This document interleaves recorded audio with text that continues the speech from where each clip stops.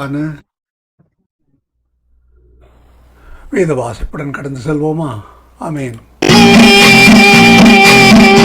ஒரு வார்த்தை இருந்தது, அந்த வார்த்தை தேவன் தானே, அந்த வார்த்தை தேவன் தானே. அகிலமாளும் வார்த்தை அது, ஜீவனுள்ள வார்த்தை அது. வானம் பூமி மாறினாலும் மாறாத வார்த்தை தேவன் வார்த்தை. வானம் பூமி மாறினாலும் மாறாத வார்த்தை தேவன் வார்த்தை. ஆதியிலே ஒரு வார்த்தை இருந்தது, அந்த வார்த்தை தேவன் தானே, வார்த்தை தேவன் தானே, அந்த வார்த்தை தேவன் தானே. எண்ணாகமம் 34 அதிகாரம். கர்த்தர் மோசேயை நோக்கி, நீ இஸ்ரவேல் புத்திரருக்கு கட்டளையிட்டு சொல்ல வேண்டியது என்னவென்றால், கானான் தேசம் அதன் எல்லைகள் உட்பட உங்களுக்கு சுதந்திரமாக கிடைக்கப் போகிறது. நீங்கள் கானான் தேசத்தில் சேரும்போது உங்கள் தென்புறம் சீன் வனாந்தரம் தொடங்கி ஏதோம் தேசத்தின் ஓரம் மட்டும் இருக்கும். கிழக்கே இருக்கிற உப்பு கடலின் கடைசி தொடங்கி உங்கள் தென் எல்லையாயிருக்கும். உங்கள் எல்லை தெற்கிலிருந்து அக்கராபின் மேடுகளை சுற்றி சீன் வனாந்தரம் வரையில் போய் தெற்கிலே காதேஸ் பர்னேயாவுக்கும், அங்கே இருந்து ஆத்சார் அதாருக்கும், அங்கே இருந்து அஸ்மோனாவுக்கும் போய் அஸ்மோனாவிலிருந்து எகிப்தின் நதி வரைக்கும் சுற்றி போய் கடலில் முடியும். மேற்றிசைக்கு பெருங்கடலே உங்களுக்கு எல்லை, அதுவே உங்களுக்கு மேற்புறத்து எல்லையாயிருக்கும்.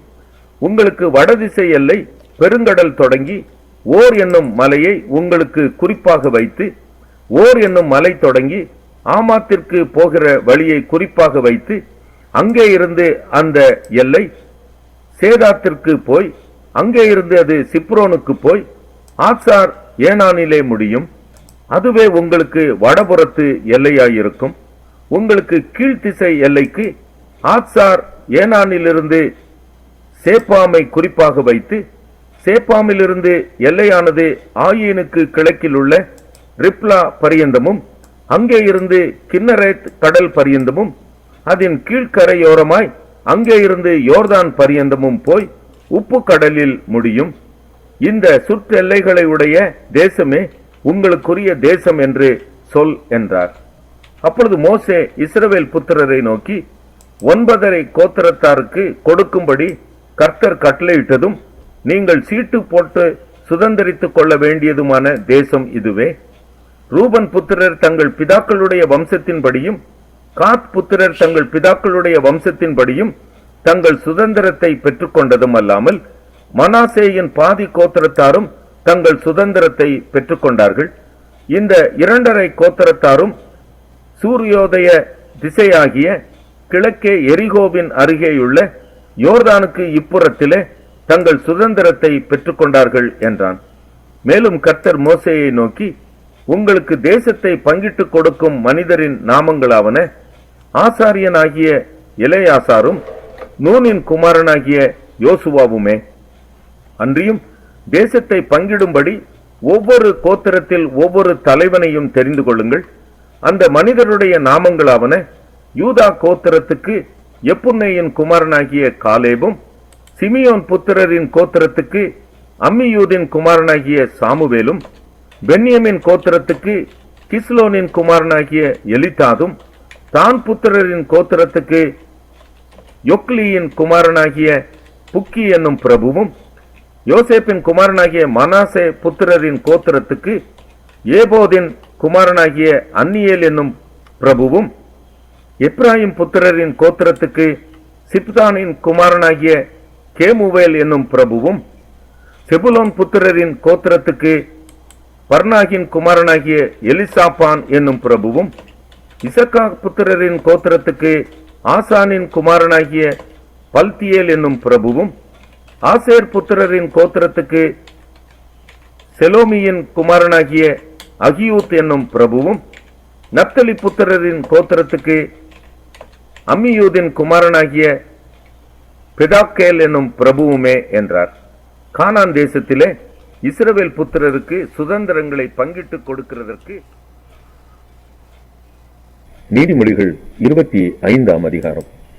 யூதாவின் ராஜாவாகிய எசேக்கியாவின் மனுஷர் பேர் எழுதின சாலமோனுடைய நீதிமொழிகள். காரியத்தை மறைப்பது தேவனுக்கு மேன்மை, காரியத்தை ஆராய்வதோ ராஜாக்களுக்கு மேன்மை. வானத்தின் உயரமும் பூமியின் ஆழமும் ராஜாக்களின் இருதயங்களும் ஆராய்ந்து முடியாதது. வெளியே நின்று களிம்பை நீக்கிவிடு, அப்பொழுது தட்டானால் நல்ல உடைமை பிறக்கும். ராஜாவின் முன்னின்று துஷ்டரை நீக்கிவிடு, அப்பொழுது அவனுடைய சிங்காசனம் நீதியினால் நிலை நிற்கும். ராஜாவின் சமூகத்தில் மேன்மை பாராட்டாதே, பெரியோர்களுடைய ஸ்தானத்தில் நில்லாதே. உன் கண்கள் கண்ட பிரபுவின் சமூகத்தில் நீ தாழ்த்தப்படுவது நல்லது அல்ல. அவன் உன்னை பார்த்து மேலே வா என்று சொல்வதே உனக்கு மேன்மை. வழக்காட பதற்றமாய் போகாதே.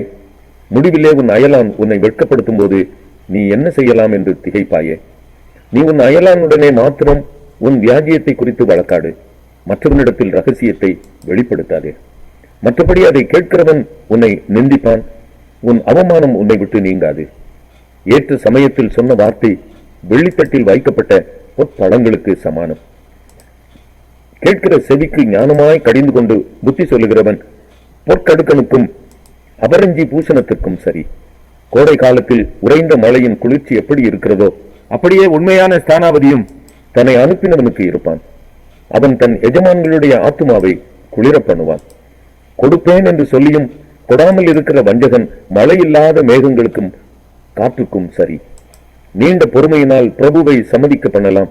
இனிய நாவு எலும்பையும் நொறுக்கும். தேனை கண்டுபிடித்தாயானால் மட்டாய் சாப்பிடு, மிதமஞ்சி சாப்பிட்டால் வாந்தி பண்ணுவாய். உன் அயலான் சலித்து உன்னை வெறுக்காத படிக்கு அடிக்கடி அவன் வீட்டில் கால் வைக்காதே. பிறனுக்கு விரோதமாய் பொய் சாட்சி சொல்லுகிற மனுஷன் தண்டாயுதத்துக்கும் கட்கத்துக்கும் கூர்மையான அம்புக்கும் ஒப்பானவன். ஆபத்து காலத்தில் துரோகியை நம்புவது உடைந்த பல்லுக்கும் மொழி புரண்ட காலுக்கும் சமானம். மன துக்கமுள்ளவனுக்கு பாட்டுகளை பாடுகிறவன் குளிர்காலத்தில் வஸ்திரத்தை களைகிறவனைப் போலவும் வெடியுப்பின் மேல் வார்த்த காடியைப் போலவும் இருப்பான். உன் சத்துரு பசியாயிருந்தால் அவனுக்கு புசிக்க ஆகாரம் கொடு, அவன் தாகமாயிருந்தால் குடிக்க தண்ணீர் கொடு. அதனால் நீ அவன் தலையின் மேல் எரிகிற தழல்களை குவிப்பாய். கர்த்தர் உனக்கு பலன் அளிப்பார். வடகாற்று மழையையும் புறங்கூறுகிற நாவு கோபமுகத்தையும் பிறப்பிக்கும். சண்டைக்காரியோட ஒரு பெரிய வீட்டில் குடியிருப்பதை பார்க்கிலும் வீட்டின் மேல் ஒரு மூலையில் தங்குவதே நலம். தூர தேசத்திலிருந்து வரும் நற்செய்தி விடாய்த்து போன ஆத்மாவுக்கு கிடைக்கும் குளிர்ந்த தண்ணீருக்கு சமானம். துன்மார்க்கருக்கு முன்பாக நீதிமான் தள்ளாடுவது கலங்கின கிணற்றுக்கும் கெட்டுப்போன சுனைக்கும் ஒப்பாகும். தேனை மிகுதியாய் உண்பது நல்லதல்ல, தப்புகளை நாடுவதும் புகழல்ல. தன் ஆவியை அடக்காத மனுஷன். யோவான் 7ஆம் அதிகாரம். இவைகளுக்கு பின்பு யூதர்கள் இயேசுவை கொலை செய்ய வகை தேடினபடியால் அவர் யூதேயாவிலே சஞ்சரிக்க மனதில்லாமல் கலிலேயாவிலே சஞ்சரித்து வந்தார். யூதருடைய கூடார பண்டிகை சமீபமாயிருந்தது. அப்பொழுது அவருடைய சகோதரர் அவரை நோக்கி, நீர் செய்கிற கிரியைகளை உம்முடைய சீஷர்களும் பார்க்கும்படி இவ்விடம் விட்டு யூதேயாவுக்கு போம். பிரபலமாய் இருக்க விரும்புகிற எவனும் அந்தரங்கத்திலே ஒன்றையும் செய்ய மாட்டான். நீர் இப்படிப்பட்டவைகளை செய்தால் உலகத்துக்கு உம்மை வெளிப்படுத்தும் என்றார்கள். அவருடைய சகோதரரும் அவரை விசுவாசியாதபடியால் இப்படி சொன்னார்கள். இயேசு அவர்களை நோக்கி, என் வேளை இன்னும் வரவில்லை, உங்கள் வேளையோ எப்பொழுதும் ஆயத்தமாயிருக்கிறது. உலகம் உங்களை பகைக்க மாட்டாது, அதன் கிரியைகள் பொல்லாதவைகளாய் இருக்கிறதென்று நான் சாட்சி கொடுக்கிறபடியினாலே அது என்னை பகைக்கிறது. நீங்கள் இந்த பண்டிகைக்கு போங்கள். என் வேளை இன்னும் வராதபடியால் நான் இந்த பண்டிகைக்கு இப்பொழுது போகிறதில்லை என்றார். இவைகளை அவர்களுடனே சொல்லி பின்னும் கலிலேயாவிலே தங்கினார். அவருடைய சகோதரர் போன பின்பு அவர் வெளியரங்கமாய் போகாமல் அந்தரங்கமாய் பண்டிகைக்கு போனார். பண்டிகையிலே யூதர்கள் அவரை தேடி அவர் எங்கே இருக்கிறார் என்றார்கள். ஜனங்களுக்குள்ளே அவரை குறித்து முறுமுறுப்புண்டாயிற்று.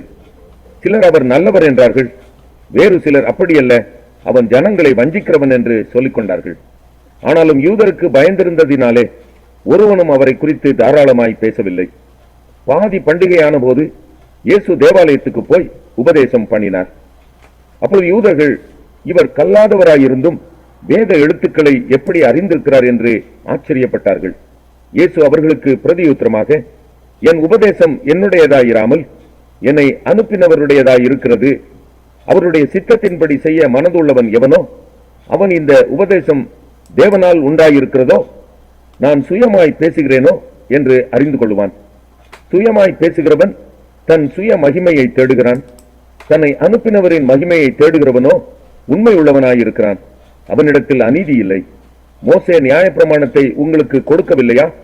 அப்படி இருந்தும் உங்களில் ஒருவனும் அந்த நியாயப்பிரமாணத்தின்படி நடக்கிறதில்லை. நீங்கள் ஏன் என்னை கொலை செய்ய தேடுகிறீர்கள் என்றார். ஜனங்கள் அவருக்கு பிரதியுத்தரமாக, நீ பிசாசு பிடித்தவன், உன்னை கொலை செய்ய தேடுகிறவன் யார் என்றார்கள். இயேசு அவர்களை நோக்கி, ஒரே கிரியையை செய்தேன், அதை குறித்து எல்லாரும் ஆச்சரியப்படுகிறீர்கள். விருத்த சேதனம் மோசேயினால் உண்டாகாமல் பிதாக்களால் உண்டாயிற்று. பின்பு மோசே அதை உங்களுக்கு நியமித்தான். நீங்கள் ஓய்வு நாளிலும் மனுஷனை விருத்த சேதனம் பண்ணுகிறீர்கள். மோசேயின் நியாயப்பிரமாணம் மீறப்படாதபடிக்கு ஓய்வு நாளில் மனுஷன் விருத்த சேதனம் பெறலாம் என்றால், நான் ஓய்வு நாளில் ஒரு மனுஷனை முழுவதும் சுகமாக்கினதினாலே என் மேல் எரிச்சலாய் இருக்கலாமா? தோற்றத்தின்படி தீர்ப்பு செய்யாமல் நீதியின்படி தீர்ப்பு செய்யுங்கள் என்றார். அப்பொழுது எருசலேம் நகரத்தாரில் சிலர், இவனை அல்லவா கொலை செய்ய தேடுகிறார்கள்? இதோ இவன் தாராளமாய் பேசுகிறானே, ஒருவரும் இவனுக்கு ஒன்றும் சொல்லுகிறதில்லையே. மெய்யா இவன் கிறிஸ்துதான் என்று அதிகாரிகள் நிச்சயமாய் அறிந்திருக்கிறார்களோ? இவன் இன்ன இடத்திலிருந்து வந்தவன் என்று நாம் அறிந்திருக்கிறோம். கிறிஸ்து வரும்போதோ அவர் இன்ன இடத்திலிருந்து வருகிறவர் என்று ஒருவனும் அறிய மாட்டானே என்றார்கள். அப்பொழுது இயேசு தேவாலயத்தில் உபதேசிக்கையில் சத்தமிட்டு, நீங்கள் என்னை அறிவீர்கள், நான் எங்கே இருந்து வந்தேன் என்றும் அறிவீர்கள். நான் என் சுயமாய் வரவில்லை, என்னை அனுப்பினவர் சத்தியமுள்ளவர், அவரை நீங்கள் அறியாதிருக்கிறீர்கள். நான் அவரால் வந்திருக்கிறபடியினாலும் அவர் என்னை அனுப்பி இருக்கிறபடியினாலும் நானே அவரை அறிந்திருக்கிறேன் என்றார். அப்பொழுது அவரை பிடிக்க வகை தேடினார்கள். ஆனாலும் அவருடைய வேலை இன்னும் வராதபடியினால் ஒருவனும் அவர் மேல் கை போடவில்லை. ஜனங்களில் அநேகர் அவரை விசுவாசித்து, கிறிஸ்து வரும்போது இவர் செய்கிற அற்புதங்களை பார்க்கிலும் அதிகம் செய்வாரோ என்றார்கள். ஜனங்கள் அவரை குறித்து இப்படி முறுமுறுக்கிறதை பரிசேயர் கேட்டபொழுது அவரை பிடித்துக் கொண்டு வரும்படிக்கு பரிசேயரும் பிரதான ஆசாரியரும் சேவகரை அனுப்பினார்கள். அப்பொழுது இயேசு அவர்களை நோக்கி, இன்னும் கொஞ்ச காலம் நான் உங்களுடனே கூட இருந்து பின்பு என்னை அனுப்பினவரிடத்திற்கு போகிறேன். நீங்கள் என்னை தேடுவீர்கள், ஆனாலும் என்னை காண மாட்டீர்கள். நான் இருக்கும் இடத்திற்கு நீங்கள் வரவும் கூடாது என்றார். அப்பொழுது யூதர்கள், இவரை நாம் காணாதபடிக்கு எங்கே போவார்? கிரேக்கருக்குள்ளே சிதறி இருக்கிறவர்களிடத்திற்கு போய் கிரேக்கருக்கு உபதேசம் பண்ணுவாரோ? நீங்கள் என்னை தேடுவீர்கள், ஆனாலும் என்னை காண மாட்டீர்கள் என்றும், நான் இருக்கும் இடத்துக்கு நீங்கள் வரக்கூடாதென்றும் இவர் சொன்ன வார்த்தையின் கருத்து என்னவென்று தங்களுக்குள்ளே சொல்லிக் கொண்டார்கள். பண்டிகையின் கடைசி நாளாகிய பிரதான நாளிலே இயேசு நின்று சத்தமிட்டு, ஒருவன் தாகமாயிருந்தால் என்னிடத்தில் வந்து பானம் பண்ண கடவன். வேத வாக்கியம் சொல்லுகிறபடி என்னிடத்தில் விசுவாசமாய் இருக்கிறவன் எவனோ அவன் உள்ளத்திலிருந்து ஜீவ தண்ணீர் உள்ள நதிகள் ஓடும் என்றார். தம்மை விசுவாசிக்கிறவர்கள் அடைய போகிற ஆவியை குறித்து இப்படி சொன்னார். இயேசு இன்னும் மகிமைப்படாதிருந்தபடியினால் பரிசுத்த ஆவி இன்னும் அருளப்படவில்லை. ஜனங்களில் அநேகர் இந்த வசனத்தை கேட்ட பொழுது, மெய்யாகவே இவர் தீர்க்கதரிசியானவர் என்றார்கள். வேறு சிலர் இவர் கிறிஸ்து என்றார்கள். வேறு சிலர், கிறிஸ்து கலிலேயாவில் இருந்தா வருவார், தாவீதின் சந்ததியிலும் தாவீது இருந்த பெத்லெகேம் ஊரிலும் இருந்து கிறிஸ்து வருவார் என்று வேதவாக்கியம் சொல்லவில்லையா என்றார்கள். இவ்விதமாக அவரை குறித்து ஜனங்களுக்குள்ளே பிரிவினை உண்டாயிற்று. அவர்களில் சிலர் அவரை பிடிக்க மனதாயிருந்தார்கள். ஆகிலும் ஒருவனும் அவர் மேல் கை போடவில்லை. பின்பு அந்த சேவகர் பிரதான ஆசாரியரிடத்திற்கும் பரிசேயரிடத்திற்கும் திரும்பி வந்தார்கள். இவர்கள் அவர்களை நோக்கி, நீங்கள் அவனை ஏன் கொண்டு வரவில்லை என்று கேட்டார்கள்.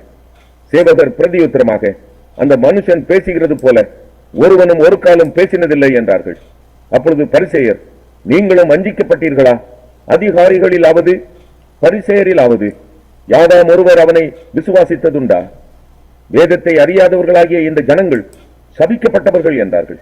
ராத்திரியிலே அவரிடத்திற்கு வந்தவனும் அவர்களில் ஒருவனுமாகிய நிக்கோதேமு என்பவன் அவர்களை நோக்கி, ஒரு மனுஷன் சொல்வதை கேட்டு அவன் செய்கைகளை அறிகிறதற்கு முன்னே அவனை ஆக்கினைக்குட்படுத்தலாம் என்று நம்முடைய நியாயப்பிரமாணம் சொல்லுகிறதா என்றான். அதற்கு அவர்கள், நீரும் கலிலேயனோ? கலிலேயாவிலிருந்து ஒரு தீர்க்கதரிசியும் எழும்புகிறதில்லை என்பதை ஆராய்ந்து பாரும் என்றார்கள்.